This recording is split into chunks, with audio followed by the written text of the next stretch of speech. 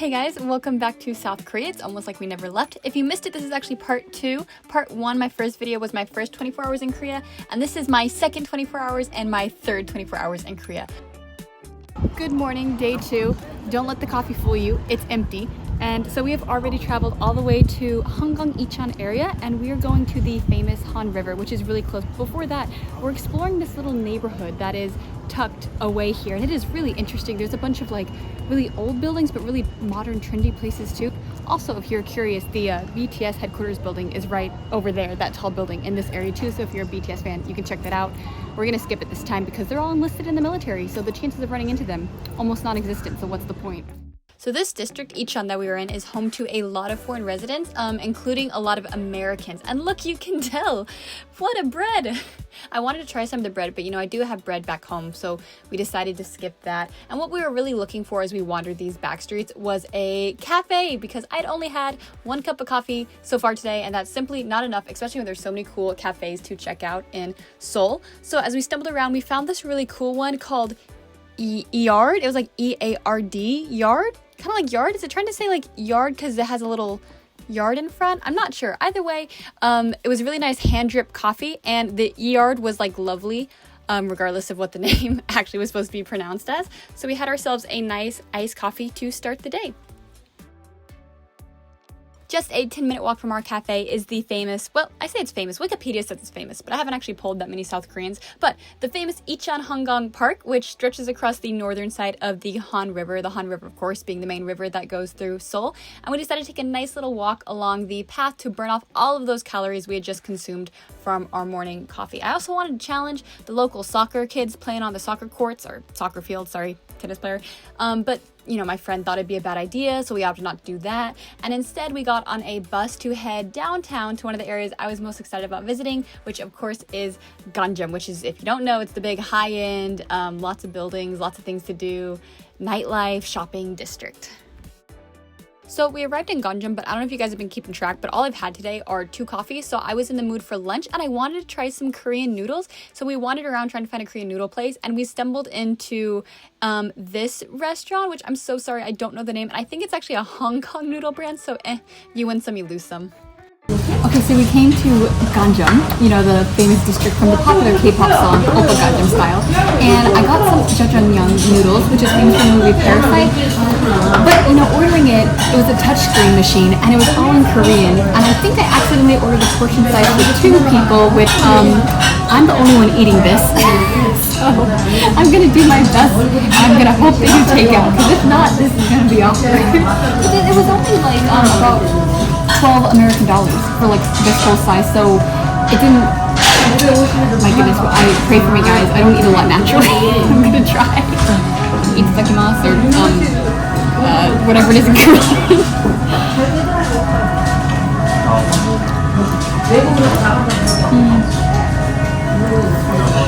Well, the good news is that it's really, really tasty. It's like super savory, but also it has like a spice to it too, which like most Korean foods do. It's actually pretty delicious, honestly. So at least, that's at least good. Otherwise, we would have been in some trouble.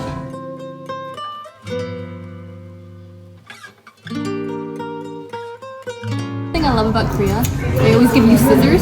So in this case, it's to cut the noodles. They also do it in like barbecue places too, you cut the meat, but these are a great utensil. We should have these more commonplace, I think, in other countries too. Scissors, really powerful. Guys, I didn't film it because I didn't want anyone to bear witness to my shame, but they did not let me take it home, and I only ate about 40 or 50% of it, so there was so much left. It was so embarrassing. Do not make the mistake of ordering for 2 people. Make sure you choose the 1-person portion if you are 1 person. Anyways, thank you for coming to my TED Talk. You know, when we first got to Gangnam, I thought it was a little like Ginza, you know, the like fancy high-end district in Tokyo, because there's just a bunch of tall, ritzy buildings. But as soon as you turn off into the main street, it's a bunch of like, it looks more like Shibuya, like the back streets. There's just a bunch of small izakayas, well, not izakayas, like Korean places, and like really cool kind of grungy back streets. So it's an interesting dichotomy. You know, I thought there'd be like a lot of upper, like high-end stores, like Louis Vuitton and stuff, because it's supposedly like a really rich area, but it's a bunch of like normal brand stores too. So yeah, no like Louis Vuitton, but there's a Shake Shack, so who's the real winner? I had wanted to do a lot of shopping when I was here because I really liked Korean fashion, so I went into this like, just department store. But I gotta say, after going in a couple stores, I started noticing everything was really pretty monotone and understated, which I remember filming even this one, like this sweater here, because it was the most colorful like sweater in the entire store. So I just wanted to document it. I mean, there's a lot of really cute clothes too, but I was expecting, foolish of me to expect stuff that you'd see in like a K-pop music video or K-drama or something like that. But if you notice too, the people just walking around, they have a really like well put together, well dressed style, but it's definitely, I would say, understated as far as fashion choices go. Alright, so Gangnam's a huge nightlife themed district, so we've stopped in for a little cocktail. This place is really cool. It is on the second floor and the windows is open to the streets below. And honestly, just taking in the vibe of this area is really nice. It's completely different from what I thought Gangnam was gonna be like. It's a lot more, kind of cool lit up back streets at night. So I got a drink that was written in Korean, so not 100% sure. Google Translate tells me it is a Jaeger cranberry. So I suppose it could be that. I'm not quite sure what it is actually, but it tastes good though, so that's nice. So one really nice thing about Korea, back at that last place, it wasn't actually so much a bar as it was a meat grilling place. We were looking for a bar, but we couldn't really find one. So we're like, this place has drinks, but you're really supposed to like eat there. It's a restaurant. So we asked the guy, I was like, is it okay if we like just order a drink? And the guy's like, yeah, I was like, oh, that's such a relief. In Japan, that would never happen. Going to a restaurant and you just order something to drink. They're a lot stricter about that. So it was nice having that freedom back.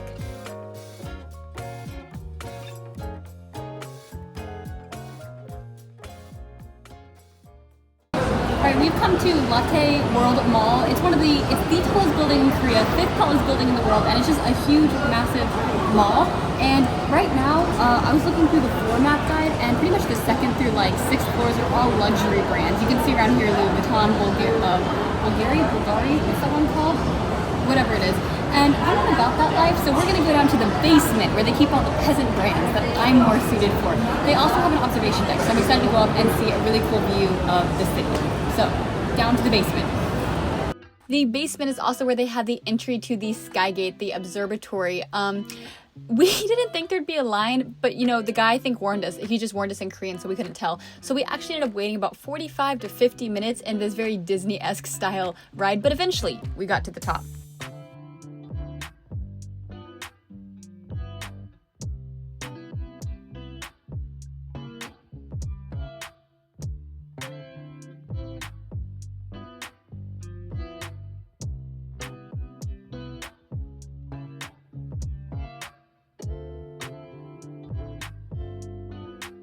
As you can see, the view was amazing. You can really see the whole city lit up 360. Of course, I'm a sucker for observatories and observation decks. I always try to go to one whenever I visit a new city, but this was a really nice way to wrap up my 2nd full day in Korea. They also had a bunch of things to do inside the building itself, like they had different cafes. They even had like a pianist playing in the lobby. They had a couple art galleries going on. So just overall really fun, and I thought it was worth the 45-minute wait for sure. Some people might disagree. I mean, you could just see the view here, but it really is a lot more beautiful in person.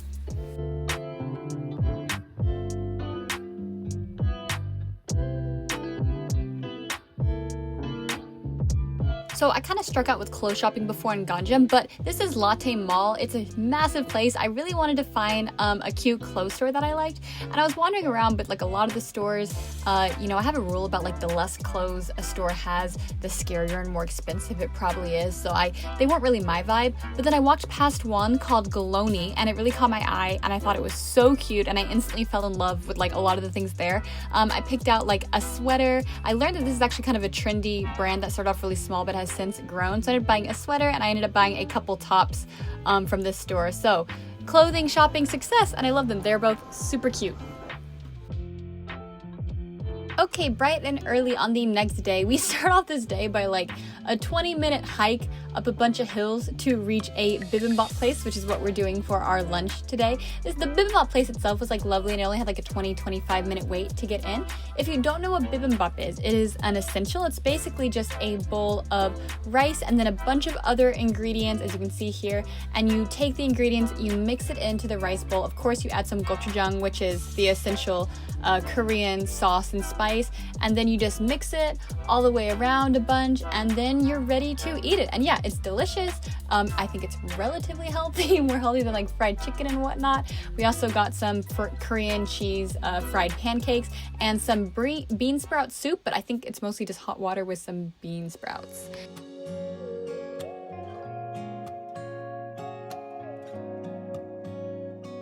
Okay, so we are in Hongdae, another really trendy, popular area known for shopping and, you know, like cafes, kind of what all the other districts seem to be known for in Seoul too, but I really like the vibe of this area. It's kind of like trendy, young, youthful, all things that describe me sometimes. So let's check it out.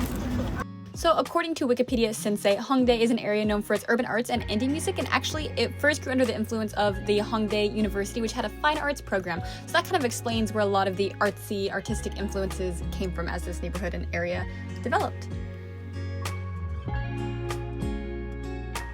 I love bucket hats. It's my new vibe, and with the winter season coming up, I'm trading beanies for bucket hats this year. That was my New Year's resolution, so I'm sticking to it. And we were at a hat shop, and I found this cute little bucket hat. It's crocheted. I think I'm gonna get it because I'm really liking the vibe of it, and yeah, very excited. I bought the cutest beanie, which has these like little ears on the top, so it's like a bear. And it must be the trend of this year because you dropped your hat, by the way. No! Ah! I think I've been seeing this everywhere, and I actually got one in another color because I just love it, and I'm a beanie fiend. So yeah, it's very cute, and I'm going into my girly era. And it was only 15,000 won, which is like 15 bucks. Not bad. Pretty good. So after walking around and exploring for a bit, we had realized it had been almost 24 hours since we had actually been in a cafe of any kind. I know, crazy, right? So don't worry, we spotted the first cafe and we headed up, and actually it was really cool because it was on the second floor of a building and it had a lovely balcony that overlooked like the main area of Hongdae. And of course there's all the beautiful autumn leaves and everything as well. So look at me with my 27th cup of coffee on this trip.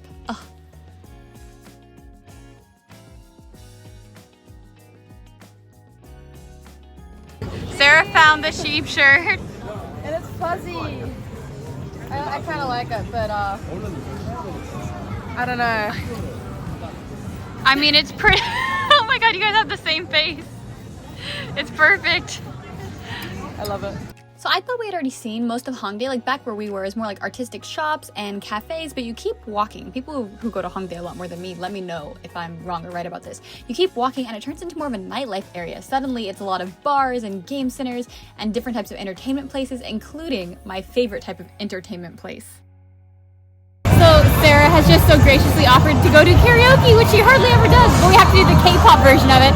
I know some K-pop songs, namely the ones in English, so we will ganbatte and do our best. I don't know how it's gonna go, we'll see.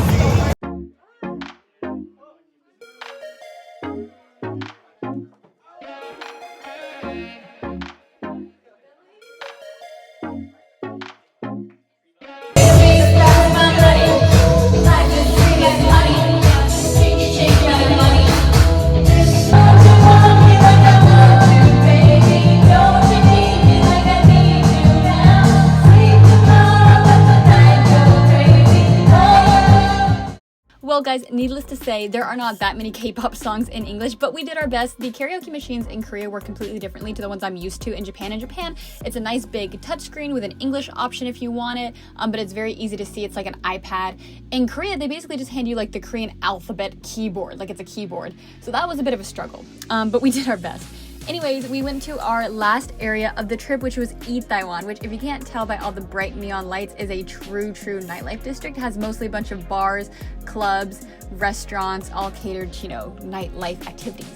As you can see, like, it wasn't that crowded when we went, probably because we went on a Sunday night, and I guess the Korean workforce and student population are very responsible and don't want to be out too late on a Sunday, when they have a grueling day of work or school the next day. But we had a lot of fun walking around here. This definitely is probably one of the main areas I want to come back to, because you can just tell there's so many fun places. Like, bar hopping here would be a blast. But this is actually where we're having our very last dinner in Seoul. And of course, it had to be Korean barbecue. This is Maple Tree, a restaurant that I'd heard about before. Apparently, it's pretty popular and a lot of famous people come here. If you look at the bottom picture in the middle, that's actually the Avengers cast when they came here in Seoul, so I guess it's legit. If you've never done Korean barbecue before, that's crazy. Go do it. It's so fun. They give you a whole bunch of different little sides that go along with the meal too, like kimchi and different pickled dishes, a huge variety of which you have probably never heard of and will not be able to identify, but that is part of the fun.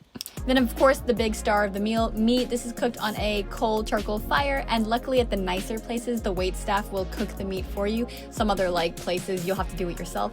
I personally like it when they cook it for you. It helps the immersion, that I'm some important fancy Avengers cast member, that people are going to cook my own meat for me. Also, great sides are the stew, jjigae, and japchae, which is glass noodles. And of course, when you have Korean barbecue, you have to have soju. Be careful. Soju is extremely strong, even though a lot of varieties are fruity. It's more of like a sipping drink. You pour a little shot and you can sip at it, but it's delicious. Okay guys, that was my first full weekend in Korea. Of course, if you missed my video before, my first 24 hours in Korea, please go check that out. I loved it. I adored it. I'm so excited to go back, and actually I will be going back to South Korea very, very soon. I might be checking out some other cities besides Seoul as well. I plan to make videos on those, so if you'd like to see them, subscribe, stick around. I'm very, very excited to go back, and I had a great time. Absolutely loved it.